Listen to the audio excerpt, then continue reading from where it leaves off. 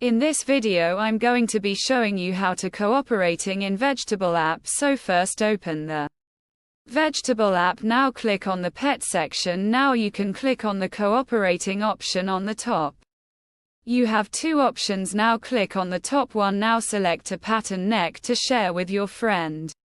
Name the pet and start cooperative. Now share this code with your friend via WhatsApp or any other application. Open the Widgetable app in your other phone. Click on the pet option. Now click on the co-parenting option. Not choose the second option. Now enter your friend's cooperating code in the given field to join co-parenting with your friend. Now click on the joint co-parenting button. Now click on the angry button and you can name your fat. Cooperating has been started. If you have any questions, then leave them in the comments and must like and subscribe if this video helped out.